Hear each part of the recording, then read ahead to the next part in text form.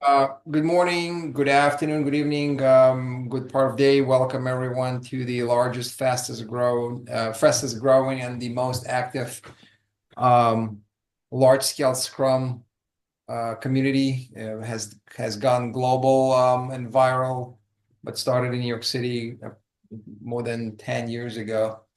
Today we have a very special speaker that I would like to introduce.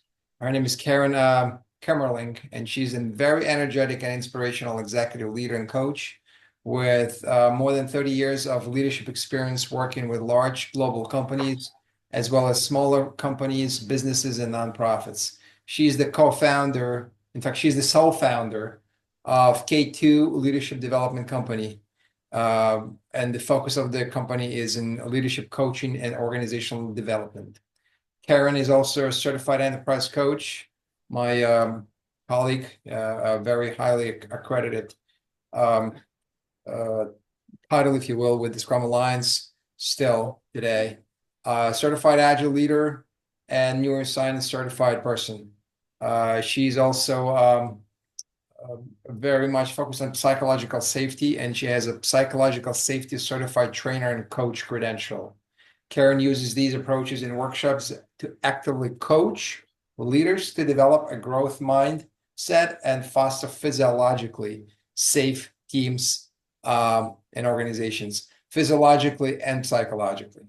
Karen has developed the online psychological safety, building high-performing teams, six-week intensive workshop that gives leaders actionable and tangible steps toward psychological safety in the work environment. She has many other credentials and achievements, which would make this presentation much longer. But I would strongly encourage you to look Karen up on LinkedIn and follow her and connect directly if you would like, because she's really worth knowing in person. She's a great connection to have. With that, without any further ado, I would like to pass the baton over to you, Karen. So Okay. the floor is yours. Take it away. Okay. Gentlemen, please keep your mics off and cameras on. Thank you. Gentlemen and women and gentlewomen. That's a good word, right? What? Thanks for the introduction, Gene. Super appreciate that. That's way more than I probably really need. But I'm going to share my screen and I'm going to ask for, can you see it? Thumbs up. Yeah, thank you, Brian. First of all, happy Valentine's Day. Yeah, that's cool, right? It's a good day to be talking about psychological safety and the ways that we can become more inclusive and more high performing teams. So we're going to dig in, just given the time frame that we have here. First thing I want to do is kind of go over a little bit. So the PhD person in me, which is the organizational development PhD person, is I feel responsible to give credit to the people that have helped me. One, either through going through their training, certification, learning through different channels. So the first person on here is Timothy Clark, and he's an Oxford researcher. He has a company called Leader Factor, and we're going to use his book today as a framework to kind of unpack psychological safety. It's a model. And I'm sure all of you know that whole story about models. You know, some are useful or whatever that is. They're not necessarily right. But I like it because besides the PhD in me, I have an engineering degree under the hood and I love the logical progression. And it seems to be easy to kind of fill in the blanks around it and flesh out some details. So we're going to leverage a lot of his work today. Second person is Brene Brown. I'm sure many of you know her.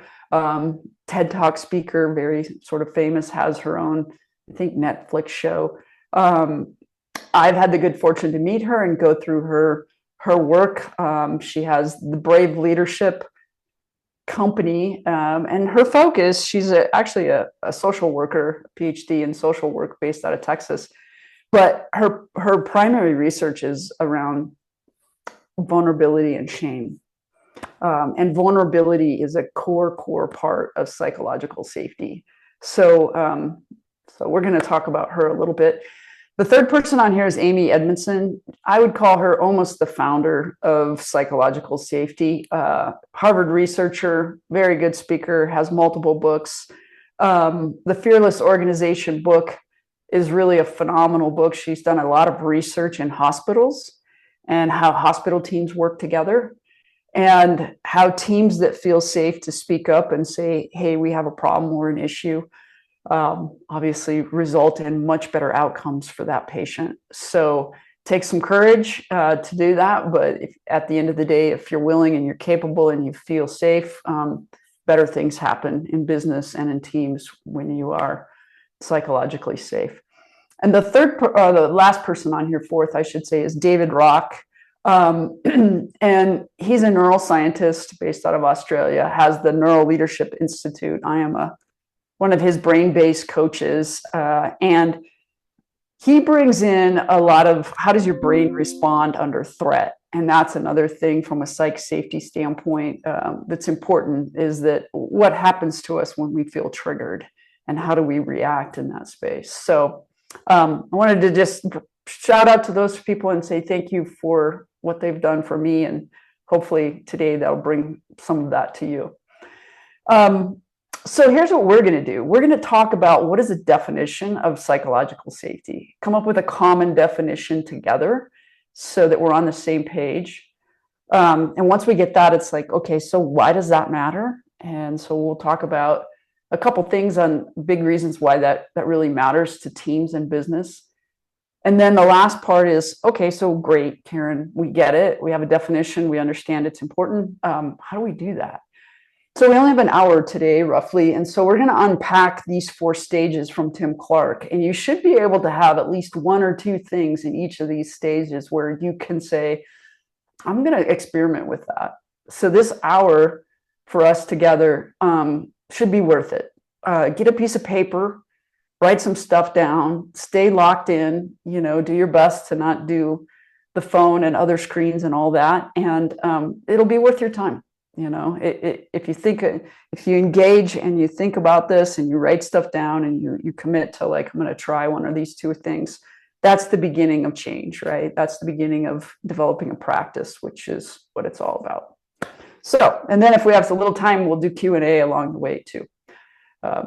Okay, so I want to start with, what do you think psychological safety is? So I would ask you all, use the chat. Just type in chat, like, here's what I think that is to me.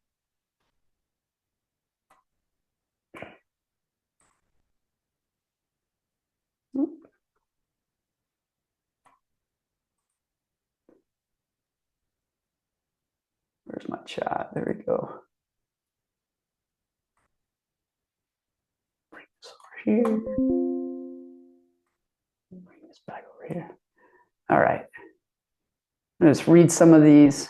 Challenging the status quo, feeling of belonging and openness to a group. It's okay to say, I don't know. Okay with making mistakes, taking risks. Yeah.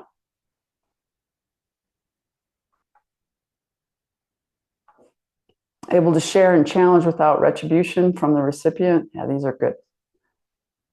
Perfect.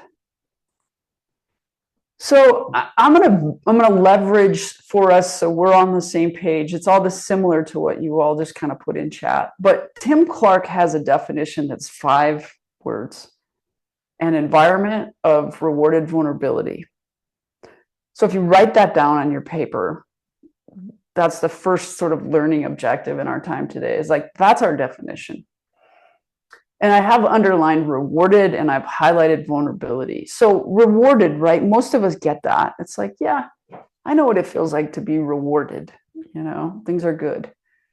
Vulnerability, on the other hand, is an interesting word. And so I have a question. What is that to you? What does vulnerability mean? So put that in chat too. Share some of your thoughts about, here's what I think vulnerability is.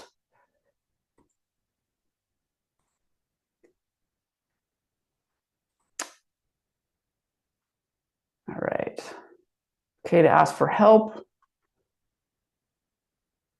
Stress-free. Safe.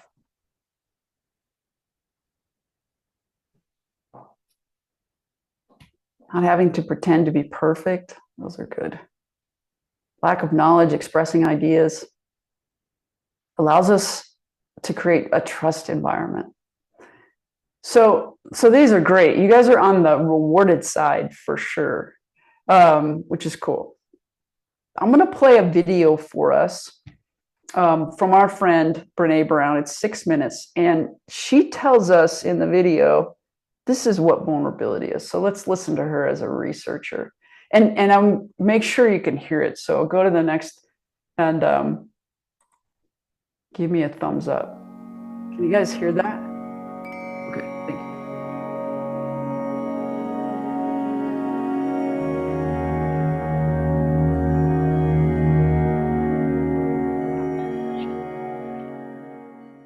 We think about vulnerability as a dark emotion.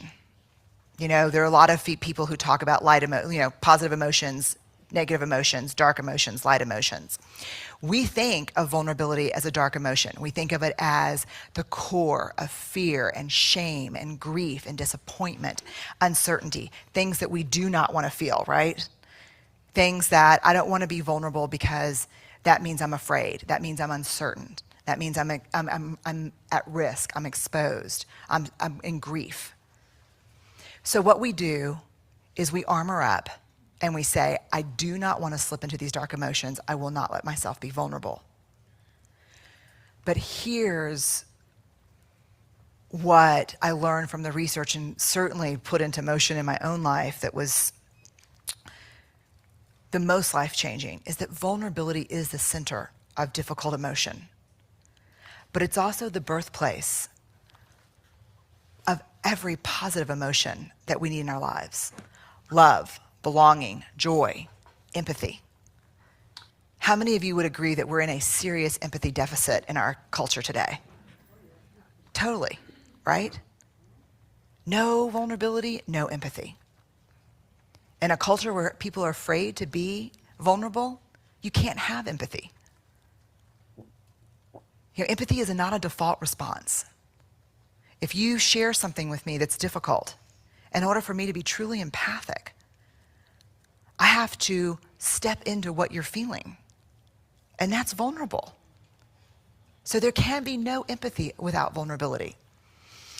Why do you think, in that example that I used a while ago, daughter comes home and says, you know, tears, no one sat with me at lunch today.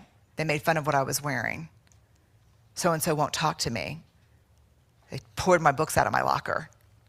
And the response back is, I told you, I bought you all those cute jeans. Why aren't you wearing those jeans? And pull your hair back. Is that an empathic response? No, it's a shaming response. Could that shaming response be at that? Could a mother who absolutely adores her child respond with that shaming response? Please say yes. Don't kid yourself. I mean, come on. If you're a parent sitting in here, then you sure as hell know the answer to that is yes. But why? Why did that happen? Where was the access to vulnerability? Where was empathy? You can't access empathy if you're not willing to be vulnerable. So if my daughter comes home and tells that to me, guess what I have to do? I have to reactivate that sweaty palmed 7th grader who lives inside me. And I have to go, oh God, that's so hard. I'm so sorry. That's happened to me. That's happened to me when I was in middle school, and it's happened to me last week. Let's talk about it. But you can't get there without vulnerability. You can't fake empathy. Innovation and creativity, born of vulnerability. This is my favorite part. I talked about this I did another TED Talk this year in Long Beach, and I told the story that during 2011 and even this year, after the big TEDx Houston talk went viral, the big calls came from Fortune 500 companies. Oh my God, we loved your TED Talk. It was great. Please come talk to all of our senior leaders. And it's like, okay, what do you want to talk about? Like, we don't care. Just come and talk to us. Just if you could ixnay the shame and vulnerability talk. Every single conversation, barring maybe 10%. I was like, well, what do you mean? Well, we love, you're funny. You have this great research. I think there's a real fit with what we do. We don't really do, that kind of stuff around here. So if you could not mention vulnerability and shame. So just for fun, for grins, I would say, okay, so what would you like me to talk about? Yeah, fourth quarter earnings, like freaking don't even balance my checkbook. I'm not going to talk about that. So what do you want me to talk about? Well, the big issue, creativity and innovation. And change. We're going through a lot of change. Okay, so vulnerability is the birthplace of creativity, innovation, change. And the reason that crisis is happening is because you're not talking about vulnerability. Imagine creativity and innovation without vulnerability. I'm asking you for a work product that has never been made before, that's completely innovative. I need you to be creative, and I need you to present it to a group of people who are half of them are going to think it's stupid and not understand it. No vulnerability there. So she's great. I mean, she's amazing, right? But what does she say? Vulnerability. Hopefully you wrote some stuff down. The one thing that strikes me is it's this dark emotion, right? When we feel vulnerable, it's like, ooh, like fight, flight, freeze kind of potential. But she talks about it's this core emotion. When you're safe, back to our definition, rewarded, you feel love, belong, joy, empathy. And that is the beginning. That is the birthplace, the doorway, the pathway into people showing up at work, feeling safe to be who they are, feeling safe to speak up and say, hey, I see things differently, which is where innovation and creativity really starts to happen. So this is powerful stuff, way more powerful than AI and any technology and all of that. Transparency, the people are the things under the hood that make it happen. So if you marry these two, a psychologically safe environment is a place where vulnerability, love, belonging, joy, you're feeling those, I'm accepted, I'm included, is part of how you show up, and that's rewarded. And that is where we have this birthplace. That's where psychological safety starts to happen. So hopefully you have written down an environment of rewarded vulnerability. That's our definition. I'm going to on your piece of paper, draw this flow chart, because I want to kind of unpack a little bit of this threat detection thing, which relates to vulnerability. Every one of us is constantly assessing every situation, whether we think about it consciously or not. So let me give you an example. If I walk into a room and it's a meeting, and I say hello, and no one looks up from their phone, no one looks up from their laptop, no one acknowledges that I'm even there, I can tell you that I can feel that. In theory, we have three brains. The one between our ears, which is this big thinking machine. The one in our chest, our heart, which is our values. And our stomach or our gut, which is our intuition. So if I walk into a room and no one acknowledges me, I can go into what I would call the red zone, which is now I have a situation where my amygdala, the oldest part of my brain that has all the emotions, is now into fight, flight, or freeze. And when I'm in fight mode, I can easily get snarky with the people in the room. I can easily be like, what is wrong with everybody? Is everybody having a bad day? Can nobody acknowledge I'm here? Kind of that kind of tone.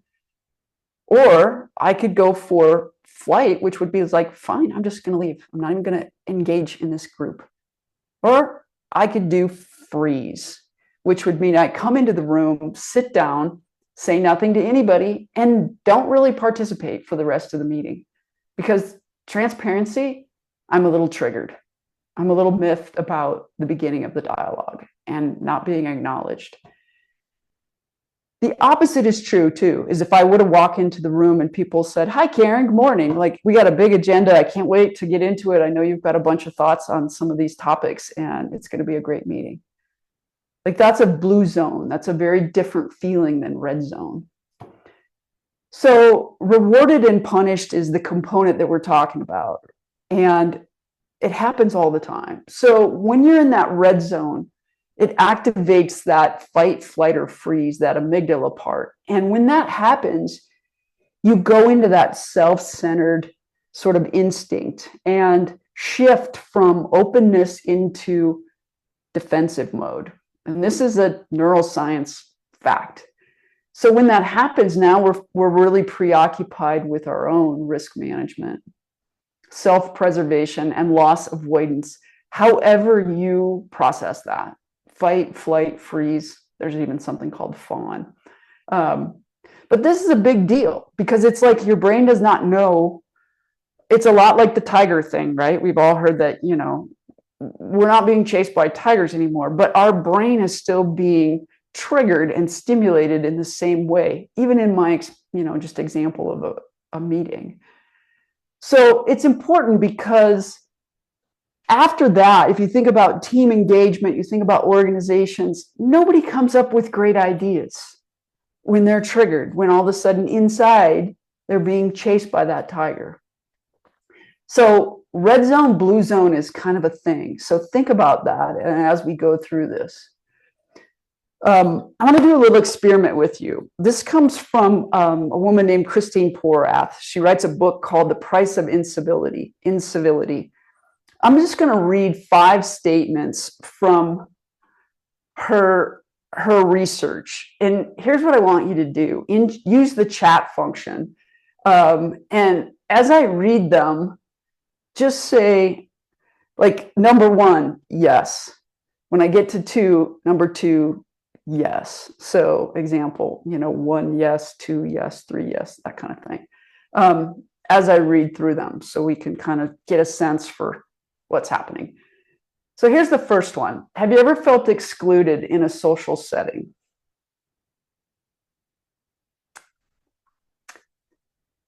Have you ever been afraid to ask a question?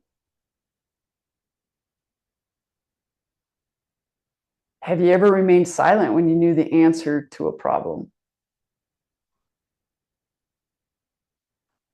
Have you ever had someone steal credit for something you did?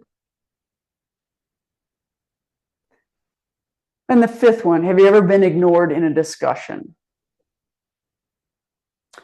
Okay, so the chat's blowing up. I think people's hands are going up. Every one of us, like when I run this class, a deep dive workshop in psychological safety, I have people turn their cameras off, and I didn't want to do that today, but typically I get to the second question and everyone's cameras off. Like everybody can relate to this stuff. There isn't one of us that says, oh yeah. Like I've taught the class like 65 times, and I don't think I've ever had a situation where we got through it and someone said, nope, never had that. So what's the point? Every one of us in some way, shape, or form from our flow chart has been in that red zone.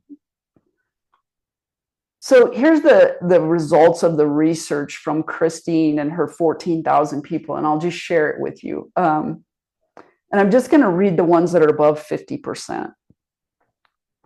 So when you're in that fight, flight, freeze, red zone triggered, 80% of the people lost time worrying about the incident. 63 lost time avoiding the offender. 66 said that the performance declined. And here's one that I think is really important too.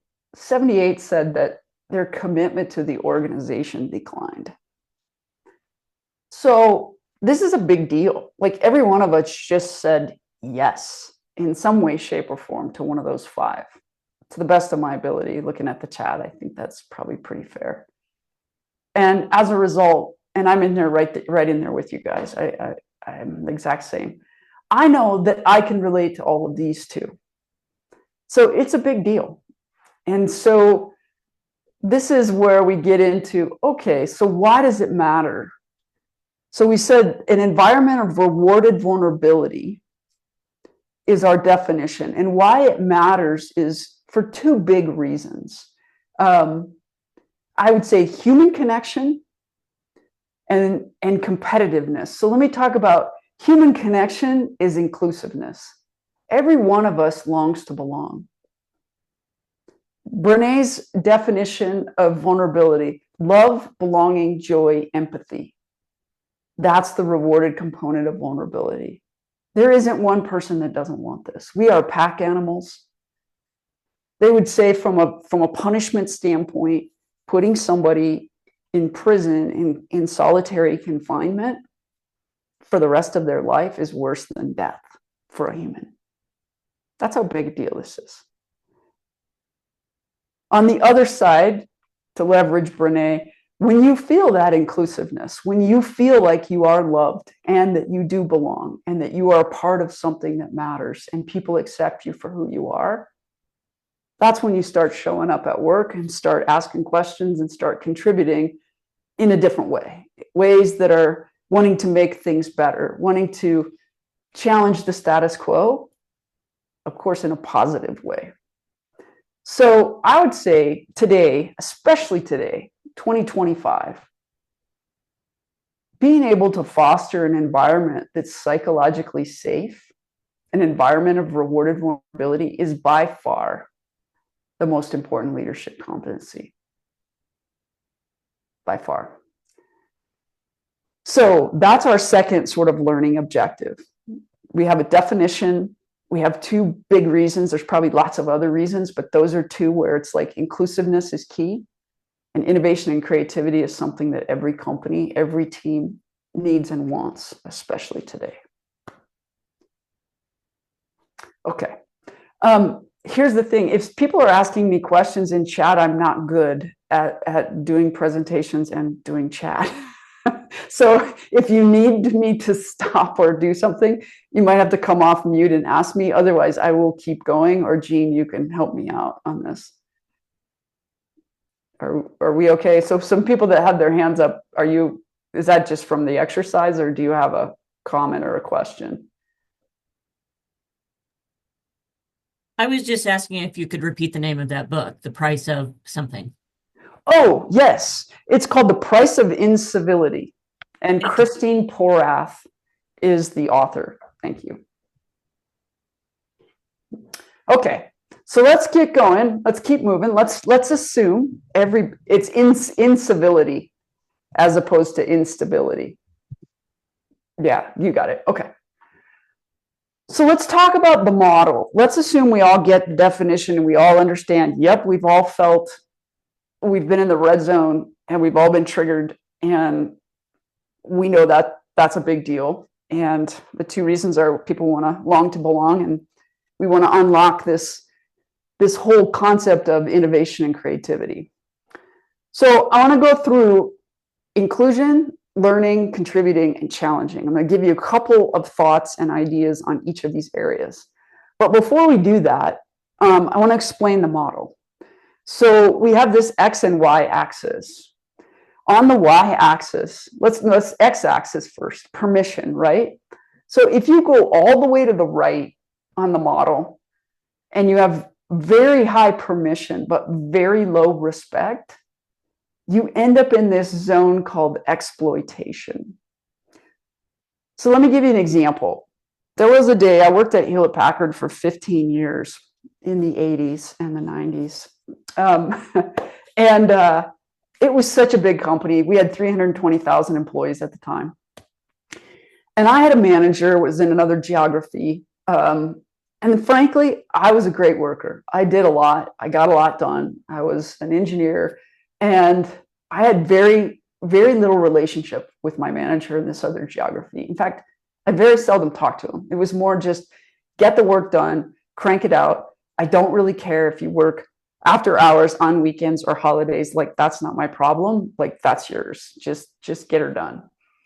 So that's an extreme example, but I was in that sort of exploitation zone where I had a lot of autonomy. I had a lot of leash. I had a lot of permission, but there was no respect or care for me as a person. So on the Y-axis, if we go the other extreme, let's go very, very high respect and very low permission. You can end up in this zone called paternalism. which is the opposite almost. So in my example, if I had a manager that was like, I got very few opportunities to grow and learn, but the person was always like, you know what, I love your spouse, I know your dog, I know who, you know, what you love to do, you know, let's hang out, let me give you kudos, that kind of thing around just you as a person, but very, very little autonomy, very little opportunity to continue to learn and grow, like a helicopter parent kind of. That's paternalism. So clearly, we want to stay away from both of those. We want to go up the middle. And as we increase levels of respect and permission, we feel safe to learn, contribute, challenge the status quo as an active member of our team and our organization. So that's our model. So let's get into it. And this is where I'm going to ask for some participation. And actually, I'm going to start with Jean. Would you be willing to come off mute and read the definition of inclusion safety for us? Sure, let me try. Stage one, inclusion safety. Inclusion safety is the basic human need to be included, accepted, and belong. You are accepted for who you are, including your unique attributes and defining characteristics. Awesome. Thank you. So we just said in our little experiment, we've all felt excluded. And when you feel excluded, for the most part, social rejection is very similar to our brain as physical pain. But I would argue it's harder. If I broke my leg and I had a cast, you guys could all see that and say, oh, what happened? And help me with the door, or maybe, you know, my things or my purse, whatever I have. You know, there would be some connection. But if I'm triggered because someone took credit for something I did in the past meeting, and let's say it was my boss, I have no idea how to have that dialogue with somebody in a constructive way. So that's hard. And so at this level, inclusion, what we're talking about is being able to belong, long to belong, right? So stage one is a human right. You don't have to earn this. As long as you're not hurting somebody else, you are a valued person and a valued part of a team and an organization. And it is your right to be included. So you shouldn't have to show up and earn it. So why do we exclude people? This is pretty common and it doesn't make you bad. But we all have stereotypes and bias. And they're everything from social to physical to ethnic, gender, political, everything that's listed here. Religion, education, economic, age, you know, people stereotype old people are not good at technology, young people are. Occupation, you know, you're a doctor and you're a janitor. Like we can, even like geography, right? Like East Coast, West Coast. East Coast, New York City, you know, high pressure, running hard, Wall Street kind of people. West Coast, California, surfer people. That's not necessarily right, but this is the things that we learn, like from the media and things like that. And there's more, but we start to learn and pick those up. So David Rock, our neuroscientist, puts these into these 5 buckets: similar, expedient, experience, distance, and safety. So it's an acronym, right? So people, our brains are wired to say, oh, you know, I like things like me. I feel safe when everything is like me. You look like me, you act like me, you like what I like, that kind of thing. Then I'm less maybe stereotypical or biased. Expedience is when our brain is this problem-solving machine and it has these synapses. And when you see something, your brain wants to connect those and immediately say, I know the answer. So you immediately think this is what's right. The experience component is we all have our own view of what's happening. You all are here today and you're all having your own experience of this talk and this workshop. And they're all right. And guess what? They're all just a little bit different.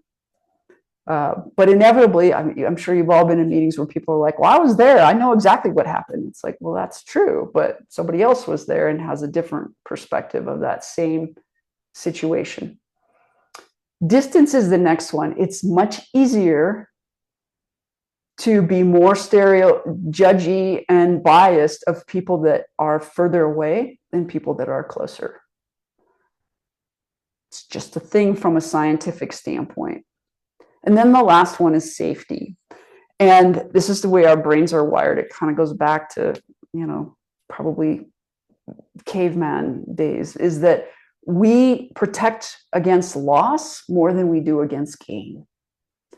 And these are not always true for everybody. I've had some people argue, I'm different. I'm like, of course. But this is a study done by David Rock. And the SEEDS model is cool because it helps us just from an acronym standpoint, kind of put these things into buckets. So that's a little bit of an enlightenment onto, well, why do we exclude people? So let's talk about, okay, great. So how do we get better at this? So the first thing I'd like to say is, let's just take a pause. Awareness is the beginning to the opportunity to decide if you want to change and do something different. So take a look, think about today, if you're writing notes, like, what are the things that you do? And we all do them, right? What are your stereotypes and bias? And it doesn't make you bad, it just makes you human. But it gives you an opportunity to say, you know what? I can be aware and I can interrupt that pattern. I love the picture here where it says someone's day and the little yellow dot is, you. And then it's like what we believe, what we see, and then what we just assume. Everybody thinks what I think. And it's like, that's not true, Karen. That's not how it works.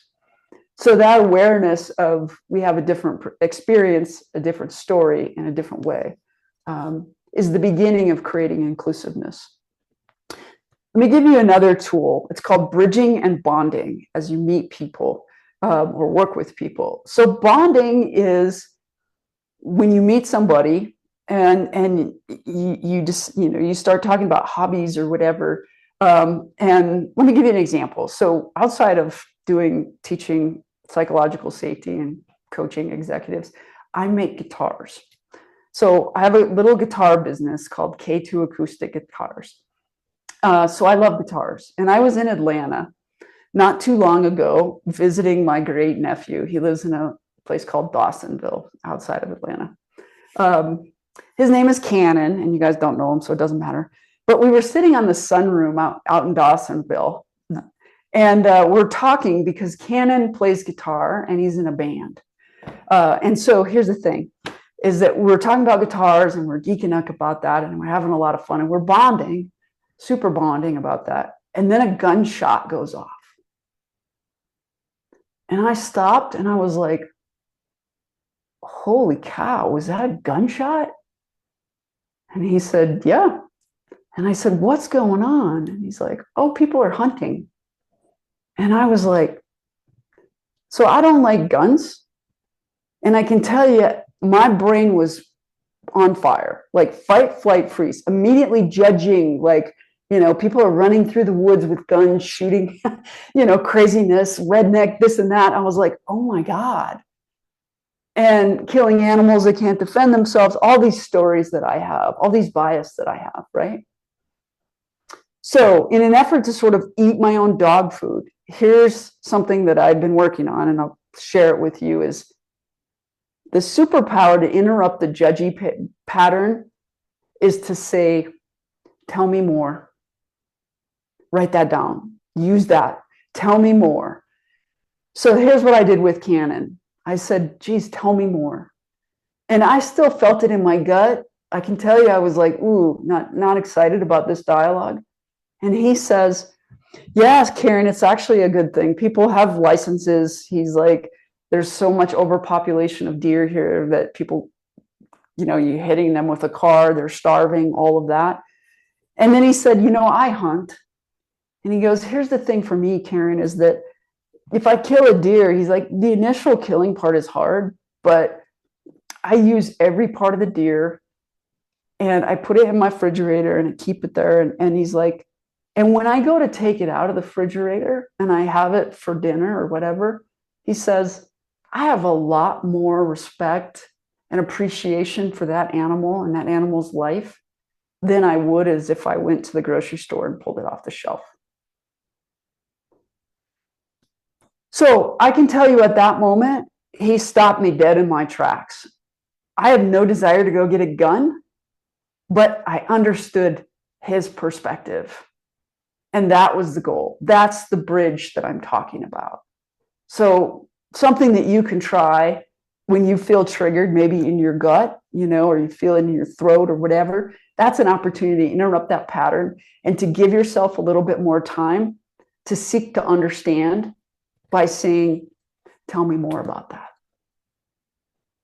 So get curious, ask some questions, seek to understand. Perspective swaps creates much more of an inclusive environment than initially just letting your brain judge, blame, and control.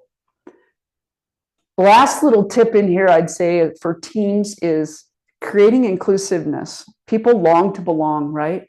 So ask, invite, and share. So you can always say, hey, we're going to go have lunch.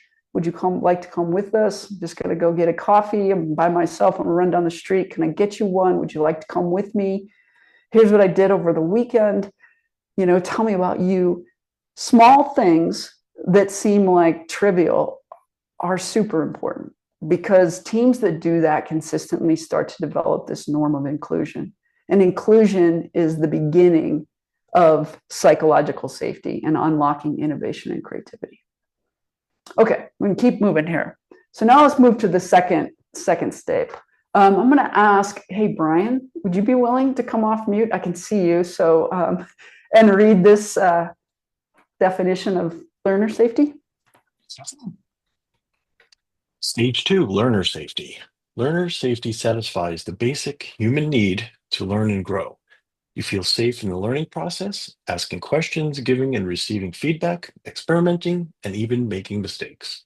Awesome. Thank you. It's nice to have other voices instead of mine. Okay. So learner safety. Now we feel included, right? We long to belong. We're part of the pack. We've been included. Now we're going into this stage of, it's almost like Maslow's hierarchy of needs. It's innately inherent in all of us that we want to learn and grow. And I put in here an example of, if you ever had a teacher or somebody that had more confidence in you than you had in yourself, had that ability to sort of disconnect this concept of fear from mistakes and failure. And so I told you I make guitars. I'm not a great guitar player, so I want to learn how to play guitar. So I'm in a guitar class, and it's a group class. There's 3 of us. And I just want to do a shout out for my teacher because I always feel awkward and like I'm the dumbest and I can't keep up or whatever as we're playing together. And he is amazing about how he talks about, no, that's how you learn. And it's fine. It's like, and I'm not doing him justice, but he does a great job of saying, you are making progress and I do believe in you. And we all do it. And the other people in the group, have issues too. And we all support each other. We're part of that sort of learning, growing pack. So it's an important thing. Because learning, back to where our brain is, fight, flight, or freeze, is a 2-part process. It's intellectual and emotional. So back to our little flow chart, red zone, blue zone. When you're in that red zone, back into that self-preservation and risk management, you've basically flipped, like the executive process, which is the front part of your brain, where a lot of the learning and growing and problem solving happens, has now gone offline because the fight, flight, freeze amygdala is like in charge. And so you got to have both. When you're triggered and when you're in the red zone, you're not in a space where you can learn, reason, and think. It's truth based on brain science. So how do we do that? How do we create it?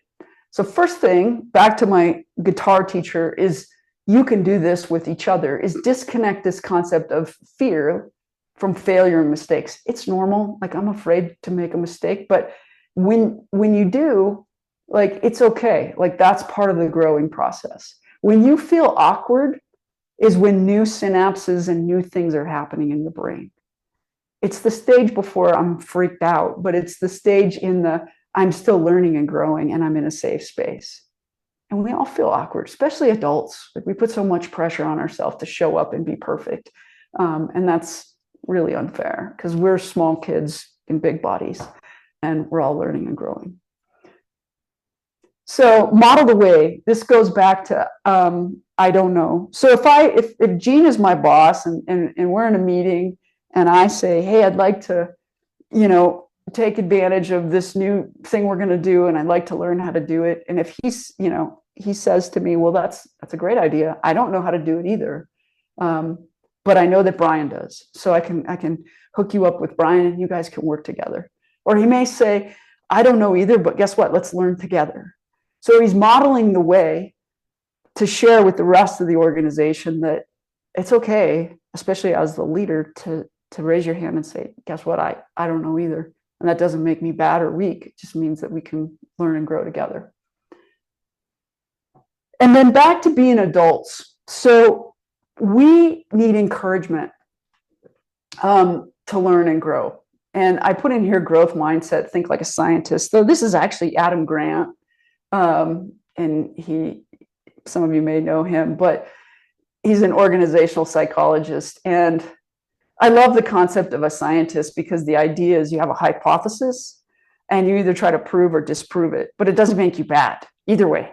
You're just getting more data and you're learning. And if you reject the hypothesis, then you learn something new and you reframe it and do it different. If you accept it, you have something that you have proved statistically, and now you've got one more piece of data. Maybe there's a new hypothesis, but the idea is you're not bad because you didn't approve it or disprove it. You just keep learning. So the team has to help each other create an environment where people feel like as they're learning and growing, they're being encouraged by their peers. So that helps us build confidence, promotes courage so that they can start doing it on their own. And then as you're helping and coaching each other, there's a spectrum on the coaching wheel, or I guess spectrum of ask and tell. And the tell component is when you're learning, maybe it's more direct and more specific of here's what you do in these steps and these stages. And as people learn and grow, kind of develop the skill and the will, we start to move away from the tell into the open-ended questions, which actually is now more like, how would you do it? What are your thoughts? What if we tried this? As opposed to do this, do this, do this. So you're transferring ownership of the learning process to the learner as we start to ask more open-ended questions. So those are some tips on the learner safety. Okay, let's do contributor safety. And let's see. Who can I ask? Jose, would you be willing to read this definition?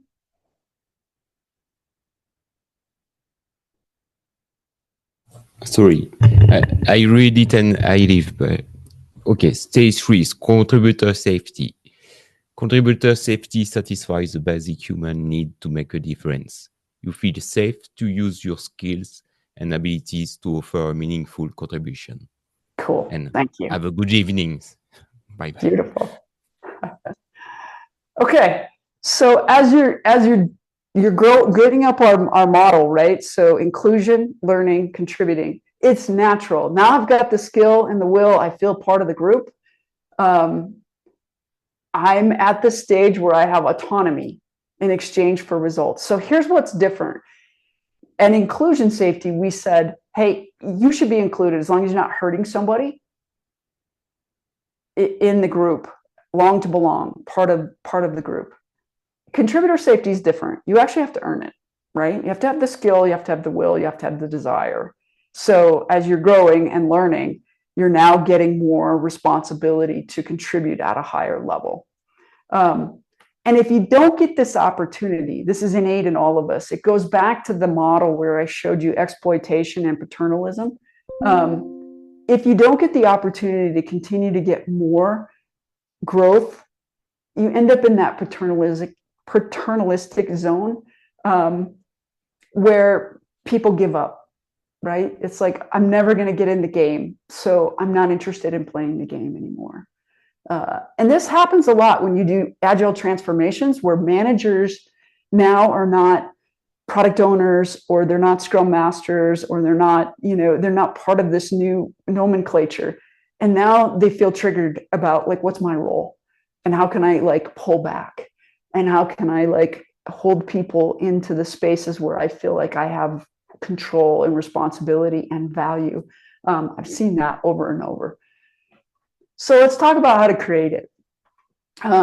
First thing you can do, big picture, right? Explain, like, where are we going? For at this level, like, people need to know what are the outcome and the goals and what we're doing. Second thing is assign the what. So based on your skill and your will, whatever the role is, you have a competency and a desire to do the work.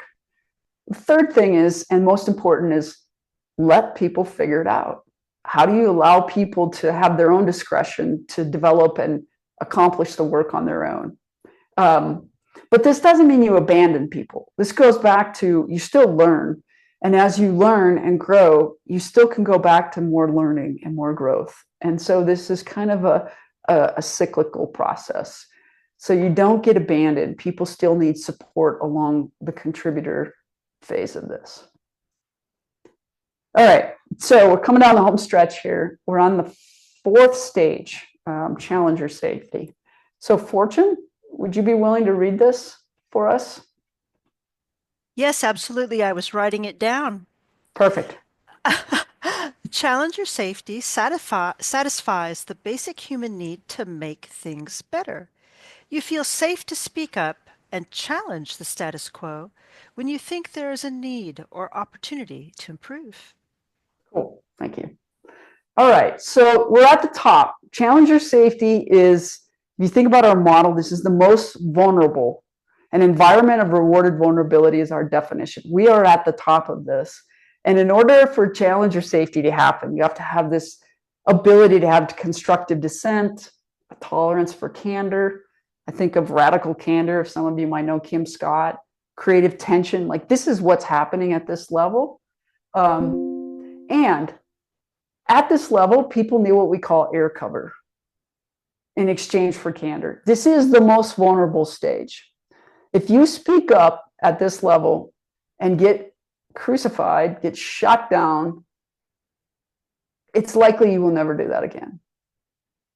So that's a big deal. So without support, we get in that, we'll end up in that red zone. And it's possible actually to go from challenger safety all the way back to below inclusiveness to exclusion. It's that big a deal for our bodies, fight, flight, freeze, to be able to say, hey, I'm going to bring something up. And if it doesn't go well and you get shot down, that can be the worst possible thing. So let's talk about, okay, so how do we create that? So this little picture on the right that says intellectual friction up, social friction down, basically that's the goal. So we want to focus on the thing that we want to change or improve or do differently, not the person. If I develop some process and we've had it for 20 years and I'm in love with it, we have to say it in a way that's like, hey, I have an opportunity to add to a great process that Karen's already had in place, and we love it that she's done that, and I just think we could tweak it, versus that's dumb, we're not using a process that's efficient and effective and we need to replace it. Like there's very different ways. So focus on the problem, not the person, and decrease the social. We are sensitive, emotional people. It's just how we're wired. And at this stage, there is going to have to be some capacity to accommodate dissent. And that's where innovation and creativity starts to happen. Awareness of like, ooh, I might be feeling triggered. What's our superpower? Tell me more. You use that, just say that. It's like, hey, I'm feeling this, but I'd like to know more. Tell me more. So some other things you can try, instead of having it be one person, have a process within your team that says, we're going to formally assign the way we're going to challenge the status quo. And there's a couple things you can do. You can do, somebody plays the devil's advocate. We rotate that. Somebody is the loyal opposition. I like to bring up, V2Mom comes from salesforce.com. They have this model, vision, values, methods, obstacles, like, and measures. And obstacles is a part of every process. So it's normal to bring up things that are a problem. And that's part of it. So not one person feels like it's their responsibility. The other thing you could do is create a working agreement that really defines, hey, how are we going to challenge each other? What is our definition of air cover? And so that we're on the same page and we as a team support each other. There's another thing, and you can Google this. It's stinky fish is a concept of, if you put a dead fish in a garbage, which is like symbolizes a bad team situation, and you don't address it, it's not going to get better. It's not going to smell better. It's just going to smell worse. So there is a process that you can kind of go through, which is similar to this working agreement, where you can unpack this and really talk through things. And then create your own agreement, right? Where you talk about what are the roles, the goals of the team, communication, how are we going to do conflict resolution, and how do we do feedback, so that we're on the same page, right? We want to stay out of the red zone and we want to help each other along the way. So those are the 4 stages. Our definition is an environment of rewarded vulnerability. It matters because inclusiveness and innovation and creativity are super important. And we just went through 4 stages of inclusion, learning, contributing, and challenging, and a couple things in each area that hopefully you wrote down that you can try as you go out into the wild after today. So I'm going to leave you with this. The single most important factor in psychological safety is the behavior that you model as the leader. And you're all leaders. So you're either leading the way or you're getting in the way.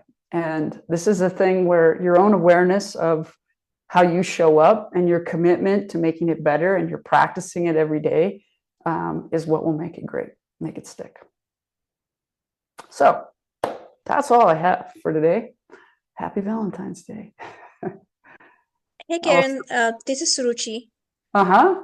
I have a quick question for you, and my apologies, I'm not able to show up on the camera because of some setup that happened just few minutes ago on my laptop.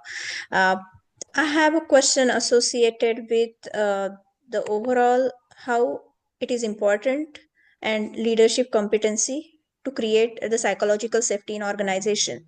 So the question is, what if you already know that the organization in which you are working, the environment is not psychologically safe?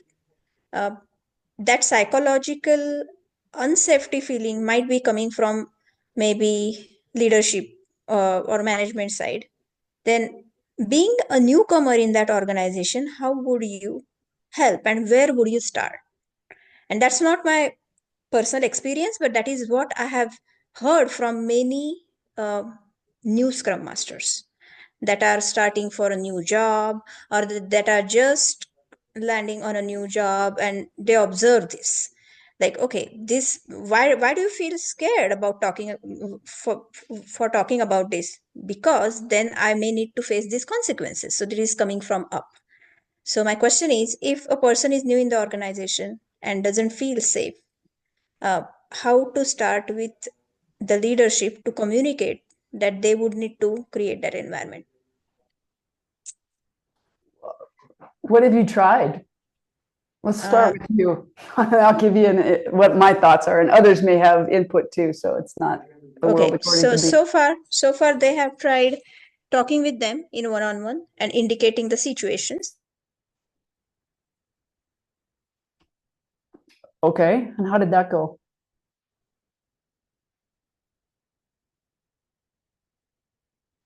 I lost her. Sorry, I think someone muted me. So that conversation went well as far as conversation is concerned. However, when the time come to take step, leadership is not showing open support. that is something happening. Meaning, if this person is talking with leadership in one-on-one, oh yeah, I can hear you. I can understand what you're going through. I'll try to help you out. But when the time comes to talk in front of everyone, it's not happening the way it should be. Maybe because of the overall culture or the other pressure that leadership is facing. So you've tried one-on-one conversations. Does anybody else, before I chime in here, have some thoughts about the question? I think I understand. It's like, I'm a new employee. I don't really feel psychologically safe. I could bring it up individually with management and it seems to go okay. But when I go back to a team environment, it doesn't happen. Am I getting you? Yes, absolutely. You're right. Okay. Anybody have some thoughts about the question? How might you handle it based on experience or what we even talked about today?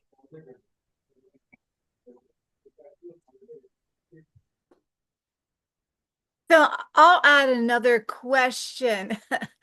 What did Brene Brown find? Did she find leaders who had that blind spot and then were willing to open up and see a different perspective?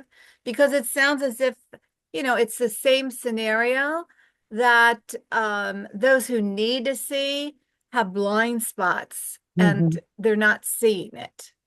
Right. Yeah. Anybody else have a thought? And then I'll give you my perspective on this situation.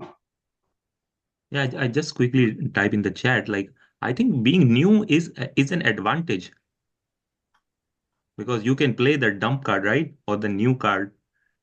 So you do not have any association with the organization. So you can ask those difficult questions that probably people would think twice, right? When they are in the organization for a while. So I would approach it that way. What questions would you ask, Nawaz? Because as a new person, you have fear typically of not rocking the boat before you learn. Yeah, so I think the question need to be open-ended questions, right? Like the questions that are not being asked in the meeting are the questions that you can ask, right? And I don't know what specific question I would, I don't know, but you can call it out, right? Like I am hearing this thing in the meeting. Is it exactly what everybody thinks? Is it a correct understanding, right? You can always, right, play it back to the group to hear more voices. But I think it is like generally what I'm trying to say is like being new is actually a privileged spot position that you would not have for long, right? You can play the new card for a little while, but being new gives you that superpower to actually ask questions which probably most of the people do not dare to ask, right? That is anyway my position, and that is something that I have worked with to some degree of success. Cool. What else? Anybody else? It's good to get the group because the wisdom of the group is always important.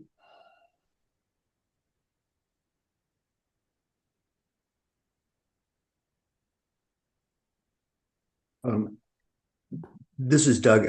I wanted to make a comment, maybe not related to this, but related to your talk and your comment about your, I think you said a seventh grade daughter really, it really hit home. And what I was thinking is that I'm actually, now that you spoke about this, my guess is that psychological safety is probably impossible at most organizations because most organizations appoint leaders who are bullies, and you can't have psychological safety in an organization full of bullies. Maybe at the team level you can, as long as the team isn't run by a bully, but it seems to me that it takes a special organization to have psychological safety. That's my comment. Thank you. Yeah. Dov, I think you're on mute. I can't hear you, but I see your mouth moving. Oh no, I finished my talk. what I Oh, said. yeah. It's DOV. How do you pronounce it? Doug? No, you're Doug. There's another person. Oh, Sorry. sorry. You Sorry hear me about now? that. That's Dove. Dove. You hear me now or no?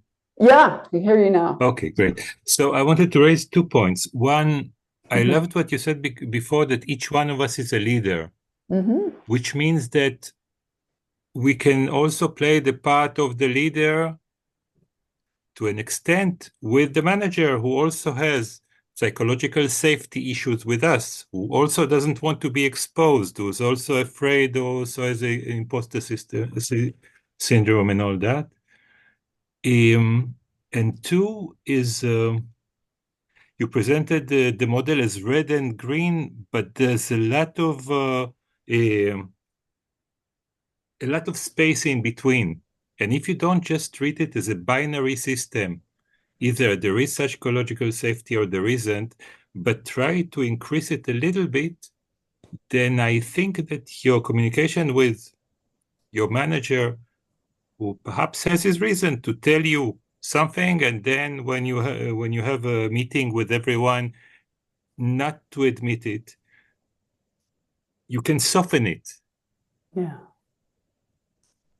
I'm going to jump in. I'm going to build on that. This is my start where you are, and you are all leaders. And what we forget, I get this question every single time, is how can I be psychologically safe if my boss is not?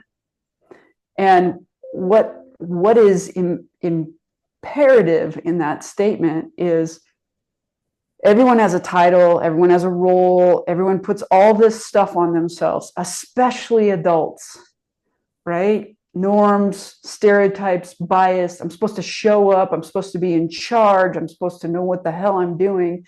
And you know what? People don't. So I would encourage every one of you to start where you are. You can take baby steps.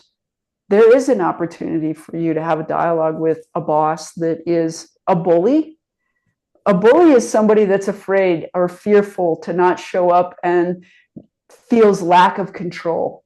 So when they feel like, hey, I don't have control of the people and the situation and the outcomes, and I'm going to be judged by my boss and this and that, a lot of times people try to enforce, more control as a result of that. It's actually the opposite of what we need, but that's an innate reaction, and it's a learned behavior by a lot of people. So I'm going to ask you to do the hard work. I'm going to ask you to lean in. I'm going to ask you to start where you are. I'm going to ask you to create an inclusive environment. Start at the bottom, long to belong. Figure out ways to ask and invite and share. When you feel triggered, that's your opportunity to say what? Tell me more.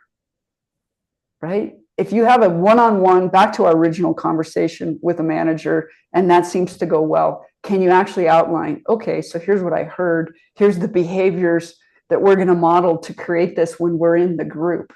Is it okay if I bring this up? Like, have that dialogue, right? So it's been said. So now you do have an opportunity to lead the way. I didn't say it was going to be easy. It takes some courage, right? But you are the beginning, and that's why we're having this discussion. Because psychological safety, in theory, is not that complicated. In practice, super complicated. Because humans mask things, and they deflect. And as we get older, as we get more norms and more stereotypes, and the more desire to fit in, the more we show up in different ways that don't really reflect how we are under the hood. So that's what I would say. I don't know if that's helpful, but start where you are, make it safe, use the superpower when you feel triggered to ask the question, can you tell me more about that? Take an interest in the leader that's the bully. Sorry, it's not easy, but it does start with you.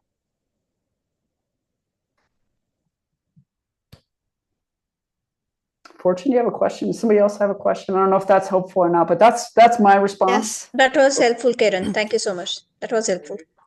Yes, I have a comment, if you don't mind, Karen, that Mhm. I'd like to share with our friend Doug Levitt. one of the great advantages I found working here in Britain is that psychological safety is mandated by the law. If you work in the financial industry, for example, the body that is the overseer of the financial industry, which is here called the the FCA, excuse me, one of the things they mandate for all organizations is psychological safety. And so I think that it's a cultural value that you can cultivate, and I certainly have seen it even in the largest organizations, particularly in Barclays Bank. So, Doug, I hope that gives you hope.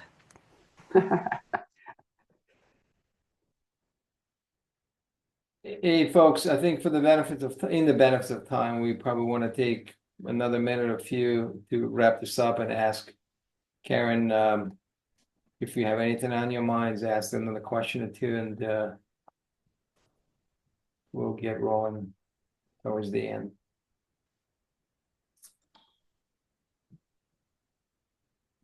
Anyone else wants to make a comment or ask a question?